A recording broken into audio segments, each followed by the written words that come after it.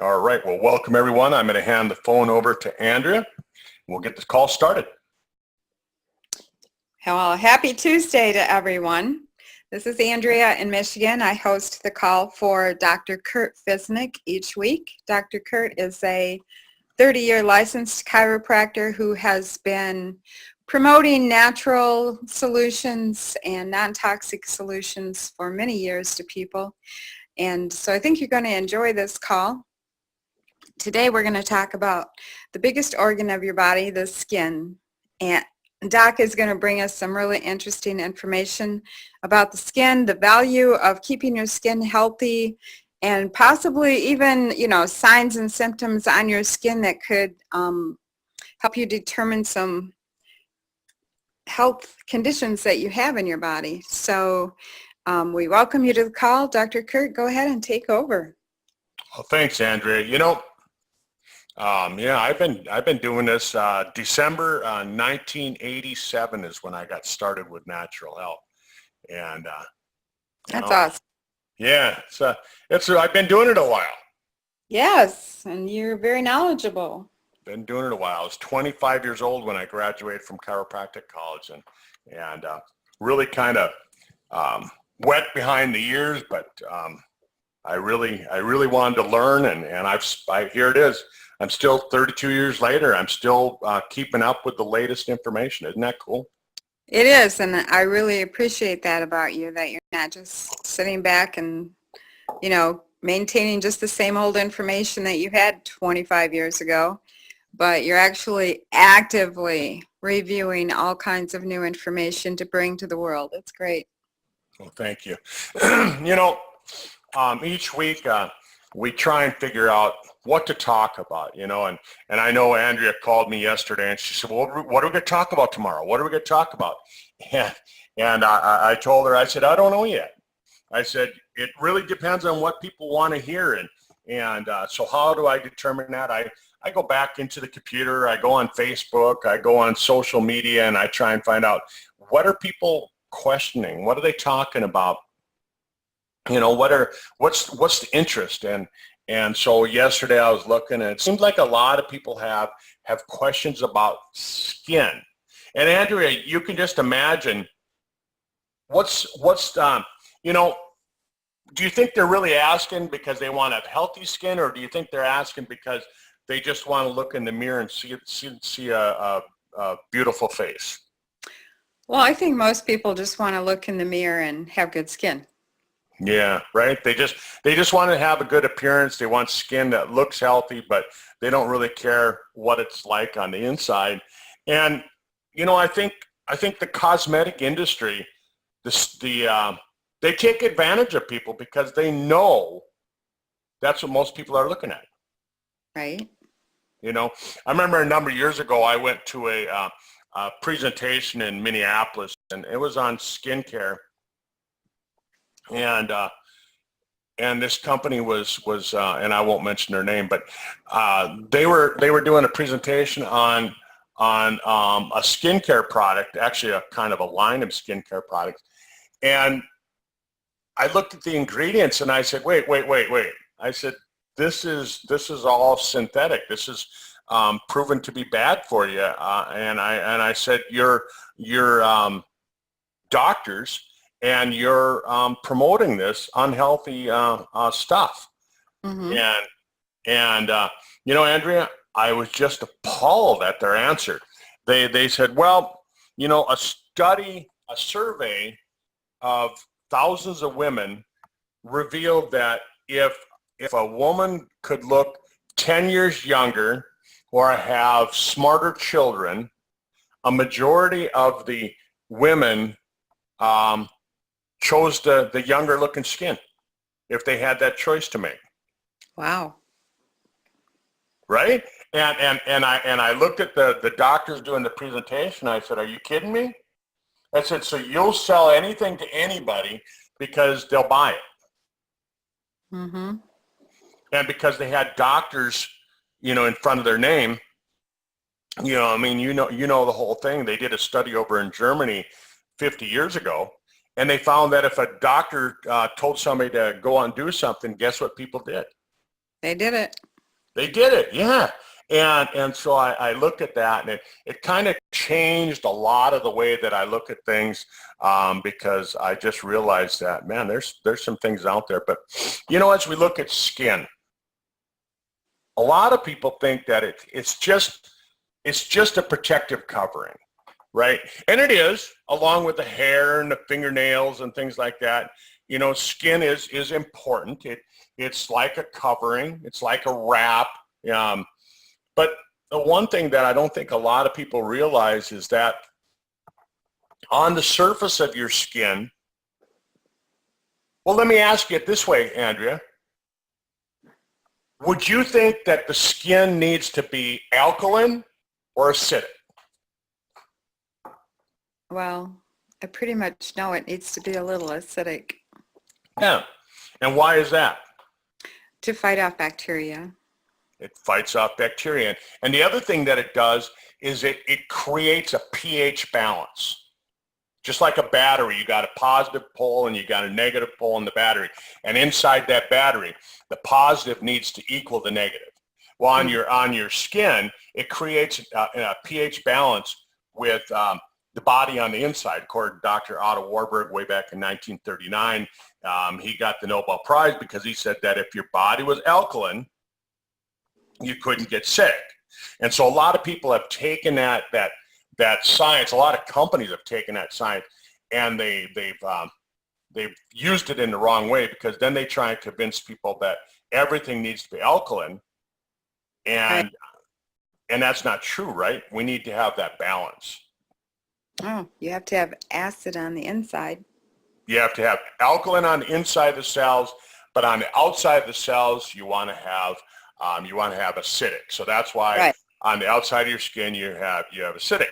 And so what does it do is that there's healthy bacteria that actually live on the outside of your skin. And so with all of these soaps that have, and these cleansers that have triclosan in them, triclosan is the ingredient that's been used in these antibacterial soaps for, how many decades now. And it kills off the healthy bacteria on the outside of your skin. So if you don't have the healthy protective barrier on the outside, guess what it allows to happen? Yeah, permeation of bad bacteria. That's right. And so your skin protects germs and bacteria from entering the body and damaging your internal organs. Skin supports the life of all the other body parts, and it really plays an important role in helping to maintain the immune system as well. And so the other things that skin does is that it acts like a kind of a register or a heater, a cooling system. It regulates the body temperature through the sweat glands. When you get overheated, your sweat glands give off moisture. When your body cools off, it evaporates, and the body part the skin is responsible for the sense of touch. The skin works with the nervous system to alert the body of certain types of dangers like pressure, pain, heat, cold, and all these other things. But, the skin, when it's exposed to different kinds of radiation, like UV radiation, it can be damaging for the skin, and the skin protects itself by manufacturing vitamin D, and you need that for healthy skin. Vitamin D also promotes the body's absorption of calcium, which helps with bones and teeth and a host of other things. Back when I was in college, we learned that vitamin D was, really at that time, we just thought it for bones. But now we're finding it's so important for the health of the colon and all that other things. But when you take a look at the skin, and I'm not going to go through this really in depth with everybody, but there's 3 layers. There's the epidermis, there's the dermis, and the subcutaneous layer. So the epidermis is that thin outer layer, and it consists of a lot of dead cells that are flaking away, they're washing off, and they're being replaced by new cells, which are manufactured in the lower portion of the epidermis, and that moves from the inside to the outside. And so sometimes these cells can get hard and they can die, And this is just a normal part of the cell reproduction. And then the epidermis also has the melanocytes, the melanin, the pigment that gives the skin its color. You know, and so it's important that way. And the middle layer of the skin contains the blood vessels. The dermis, it contains the blood vessels, the nerves, the hair follicles, the sweat glands, the oil gland. And it's actually 90% of your skin's thickness. And it's made up of collagen and elastin fibers. And that's what gives the skin its strength and its elasticity. And one of the things that happens is that as you age, this collagen layer gets thin. And so I looked up a couple things here this morning as I was preparing for the call, and so I wanted to share with you, you know, what exactly is collagen. So collagen is a protein, which is long chains of amino acids that are connected together. And as the collagen breaks down, as this stuff breaks down, it breaks down into short segments of amino acids. And when you get short segments of amino acids, these are called peptides. And so what they found, what science has found, that certain peptides are great for anti-aging of the skin. Isn't that interesting, Andrea? So when collagen breaks down, collagen is a protein. When it breaks down, it forms peptides. But when you add peptides, it makes the skin healthier. Yeah, that's amazing. Yeah. And so when we look at certain skincare products like the Transfusium, you see a whole list of peptides like the pentapeptide, the palmitoyl tripeptide, the acetohexapeptide, all these different things. And because they found that what it does is you can put it topically and it soaks through the skin and it helps rebuild that collagen. So not only does it help you to have the appearance of healthy skin, but it actually makes the skin healthier. That's great. Yeah, it really is. And then you look at methylation, right? We talked about methylation a couple months ago now. Remember when we had that talk about methylation? Yeah, really deep conversation. Yeah, and so methylation has had its fair share of attention in the last couple of years, and you know, a lot of people think, well, why should I care about methylation? And so because it's just a simple biological process where they're moving one carbon and 3 hydrogen atoms around, and it gets transferred from here to there and here to there and back and forth. But when optimum methylation occurs, it's got a positive impact on your health. It affects the cardiovascular system, the neurological system, the reproductive system, detox, vision, neurotransmitters and everything like that. But our body is really, it's a real complex type of machine, if you want to look at it that way. And so, you know, we've got gears and switches going on and off all the time, and you got these gears turning. And so if methylation is not working properly, these gears and switches aren't going to be turning on and off, and the gears aren't going to be turning the way they're supposed to. Does that make sense? Uh-huh. So there's methylation and there's demethylation, and that's what allows the gears to turn. And it switches the biological switches on and off. And really what they're finding out is 60%, over half of people have improper methylation. Wow. So wouldn't it be important to find something? If skin is so important, wouldn't it be important to find something that would help improve the methylation of this organ? Oh, yes. Yeah. So I was reading a study this morning by the Society of Cosmetic Scientists. This was a study that was printed last year, 2017. And so, I mean, this is new information, really. But what they found is that this extract from this type of clover called the daidzein, it's a type of clover, it produces something called equal, not equal, equal, E-Q-U-O-L. Have you heard of that one? No, never have. Yeah, so it's a extract that they found from this clover that what it does is it increases the telomere length of the cells in your skin. Really?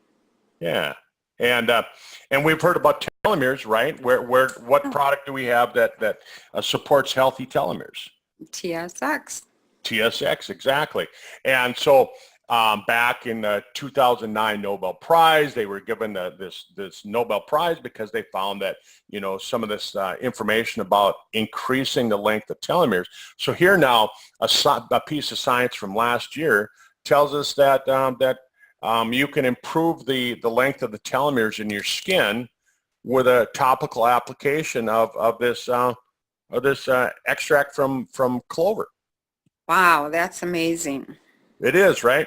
And not only that, they found that it improves the methylation of Mm, the cells of the skin, interesting.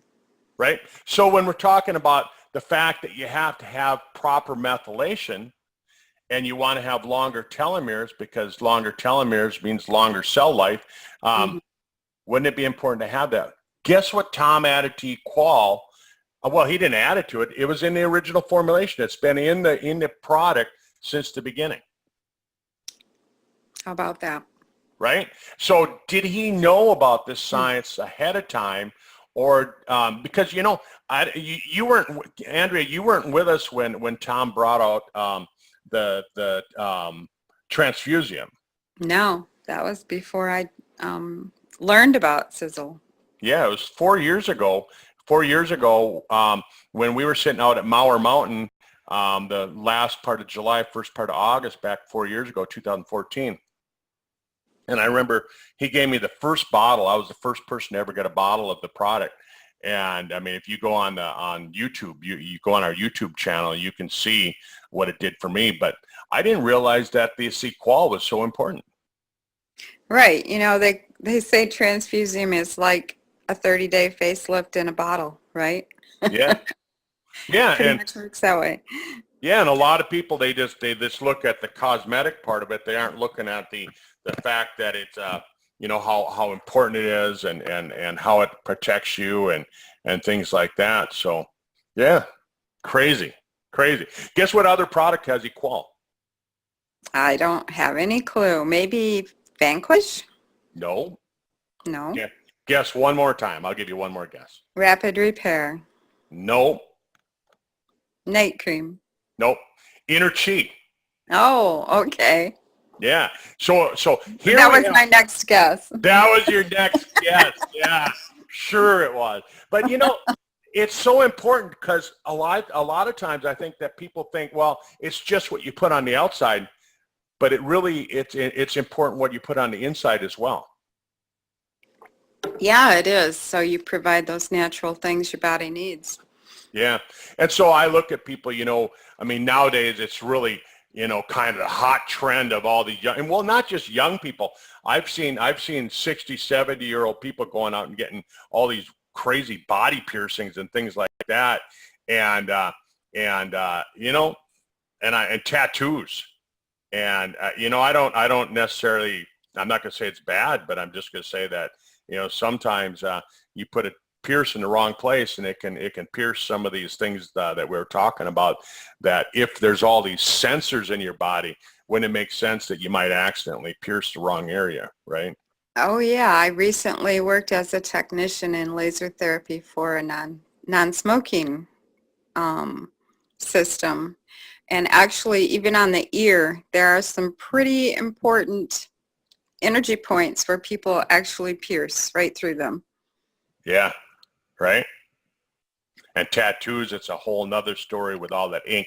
I mean, it goes somewhere. I've always thought about I would never get a tattoo anyhow. I've had several friends that have bought me gift certificates for tattoos, and I've never gone and done it because I'm scared of needles. I'm scared of needles. But anyhow. It hurts. right? And my kids, all two of my boys have tattoos. The other one, he's probably more like me. But so we look at different vitamins and what vitamins are healthy. We've talked about folate in the past, the 5-methyltetrahydrofolate, which is the one that helps with methylation. Form of vitamin B9, and then we've talked about different things like that. But vitamin A, which is the fat-soluble vitamin, helps to maintain healthy, smooth skin, and riboflavin, which is a vitamin B1, it helps with skin disorders. Niacin, vitamin B3, we've heard about that one a lot. Oh, yes, and what a great result that brings. Right, with the H pill, right? And it helps with skin disorders, and one of the things that they're finding is that it really helps with protecting the skin, not just protecting the skin, but repairing the skin after sun damage. And there's a lot of studies that are going on down in Australia right now, because they found that Australia, there's something wrong with the ozone layer above Australia, and so they do a lot of studies on skin down in Australia because of that. Well, I am an expert on sunburn, total expert. 60 plus years of getting sunburn, being a redhead. And I can tell you I got sunburnt a couple of times this summer. I didn't wear sunblock, only maybe twice. In past years I've worn it a lot, but now that I understand how toxic it is, I won't wear it. But there were a couple of times this summer where I just was in a position where I didn't want to get burned. But other days, just working outside, a couple of times I got sunburnt, and people would say to me, "Oh my gosh, you're so burnt," like my family members. And I'd go, "Really?" And I'd go look in the mirror and I'd go, "Yeah, well, it kind of looks like I am." But I didn't feel the pain like I normally would. And I didn't have the pain, any pain continuing. Like the next day, it was like I was completely healed. It was pretty amazing. Yeah. You got to protect your skin, and like you said, do you want to use sunblocks? So many of the sunblocks now, they're saying that the ingredients are actually more toxic than getting the sunburn themselves. But Yep. So but using that H pill with the niacin 3 in there has just dramatically changed my skin. I'm still amazed by it. Like I'll just, you end up rubbing your neck or touching parts of your body, and you're like, what? Yeah. It's great. Yeah, one scientist I was talking to, he told me, he said, have you ever noticed that when people do get the flushing effect from the niacin, and he asked me this, he said, have you ever noticed that they get the flushing effect in the areas where they had previous sunburn? Oh, that's interesting.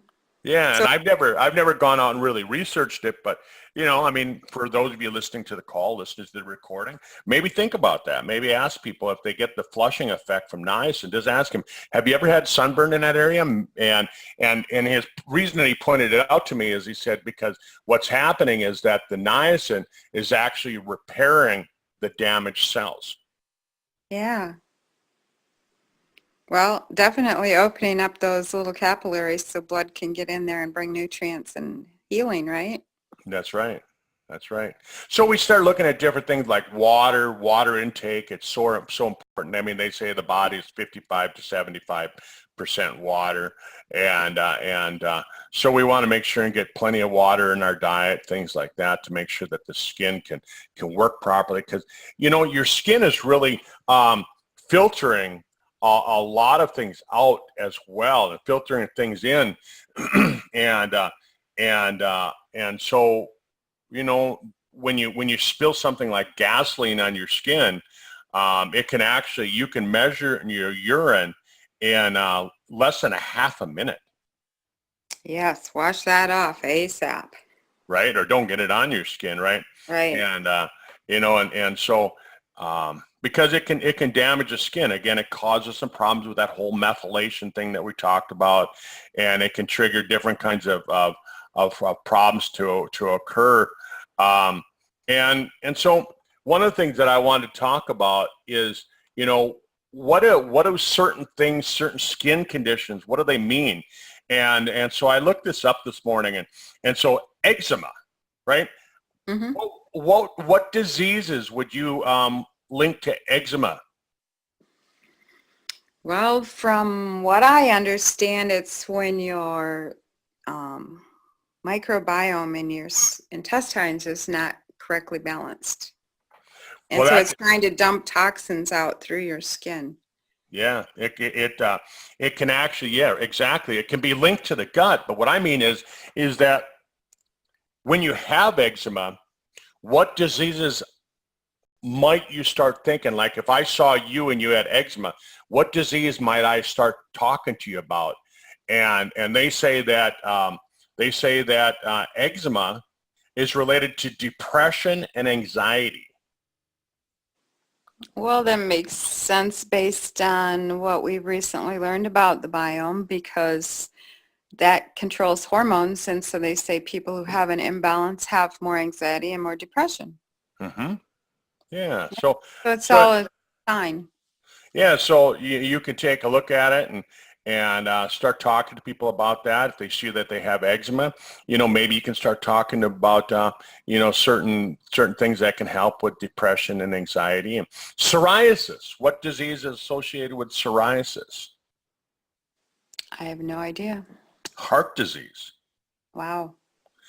They say that that sufferers with psoriasis have a 58% more likely chance to have a major cardiac event and 43% more likely to have a stroke. Wow. And they're saying that's because it's an autoimmune disorder that causes pro-inflammatory markers to develop inside the arteries. So we need an anti-inflammatory agent. And guess what that is? Fucoidan. There you go. And then rosacea, right? Rosacea. Guess what disease is associated with rosacea? Would it be diabetes? No, Alzheimer's. Oh, really? Yeah. And it's a skin condition that's marked by redness and flushing and things like that. And it's linked to 28% more increased risk of dementia in women, according to a study of the Annals of Neurology. In 2016, the study came out. Wow. Right?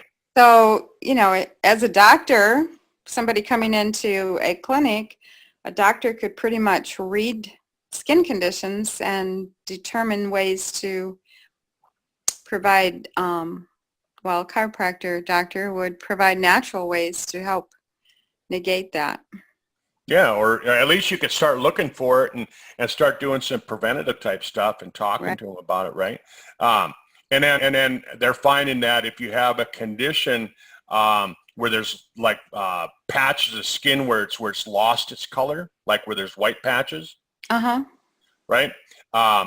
They're saying that that's an autoimmune disorder that's linked to the thyroid. So I just thought that was kind of interesting. That was actually some information that I pulled up on Reader's Digest, for all places. Think about that, Reader's Digest. Oh, they have some good stories. Right? And they're owned by a drug company, so that's kind of so.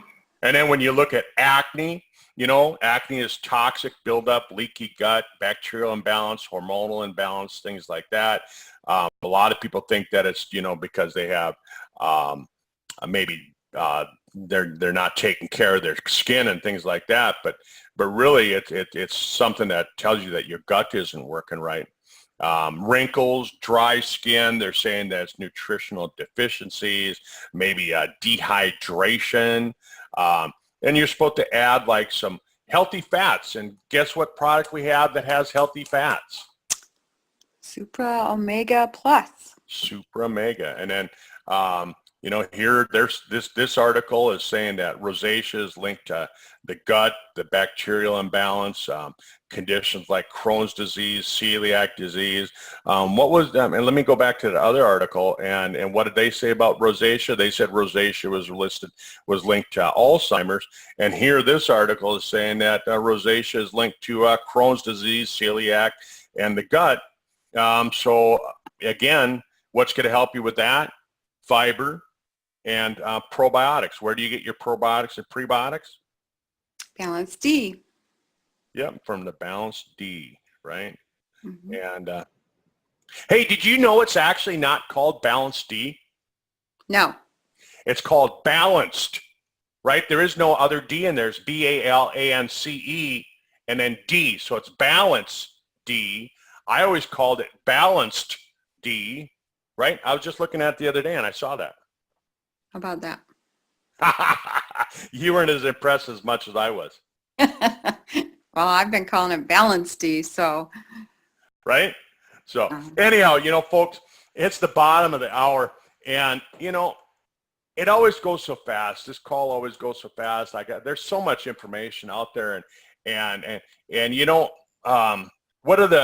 just want to go over maybe some foods, because a lot of people, they tell me, well, yeah, you're pushing the products, but what about food? What about food? So if you give me just a minute to go over that, carrots, right? But don't eat too many or you'll have orange skin like our president. Apricots and other yellow and orange fruits, because it helps with the melanin. I was just making that joke, Andrea, about.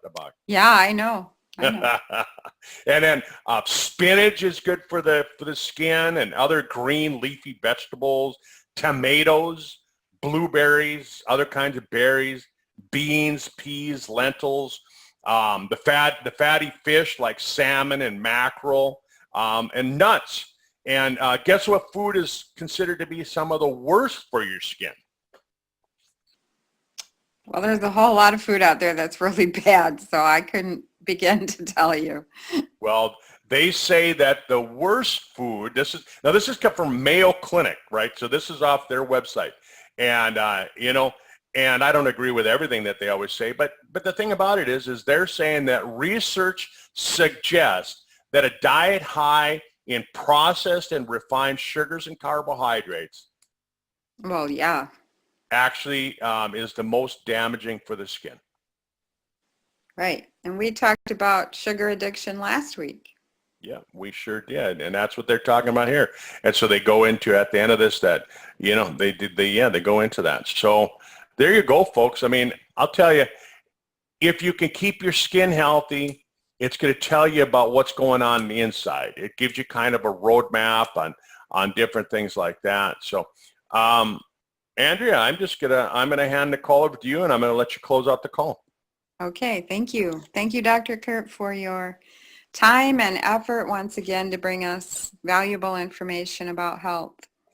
And we did mention some products on here, and anyone who's a new visitor who hasn't listened in before, we do represent a company that has been producing non-toxic, very effective natural products for 30 years. So they've been on the non-toxic bandwagon way before there was a bandwagon.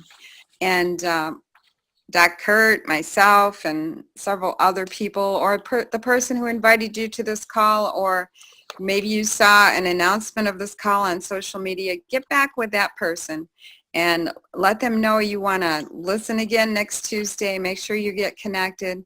And then if you're interested in some really, really good products, ask to look at their website so that they can share with you the benefits that we've discovered through Sizzle International. Have a great day. Bye. Thanks, everyone. Bye-bye.